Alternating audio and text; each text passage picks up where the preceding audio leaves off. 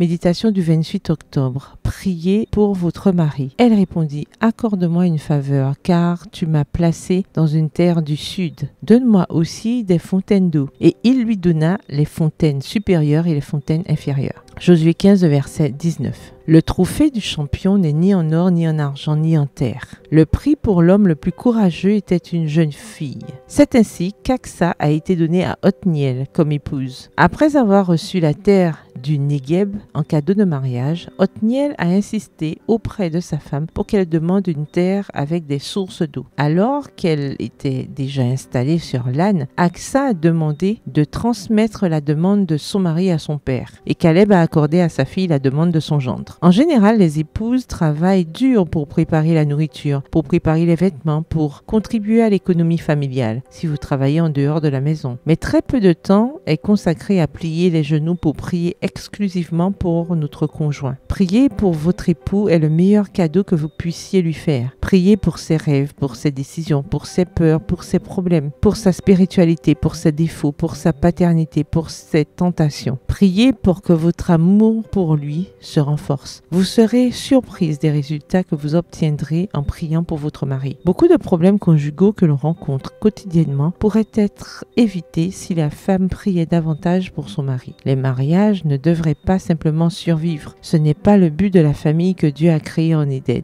Ne faire qu'une seule chair est le but premier du mariage. Et ce n'est que la prière systématique qu'un tel lien spirituel peut se créer. Parfois, lorsque notre mariage va mal, nous ne voulons pas prier pour notre conjoint. Pourtant, il est primordial que, comme Aksa, nous descendions de l'âne de la douleur, de l'âne de l'orgueil, où nous nous sommes installés, et que nous implorions Dieu pour notre conjoint. La prière, la vraie conviction du péché et la foi vivante sont trop rares. Voilà pourquoi beaucoup se trouvent privés de la grâce abondante que le Seigneur tient en réserve pour eux. Extrait du livre La tragédie des siècles au chapitre 20 à la page 328, livre écrit par Ellen G. White. La bonne nouvelle est que notre Père Céleste est disposé à nous accorder les sources de bénédiction que nous demandons en faveur de l'homme que nous avons choisi comme partenaire de vie. Prions davantage. PS, heureuse de prier pour mon mari. Bonne journée, que l'Éternel vous bénisse.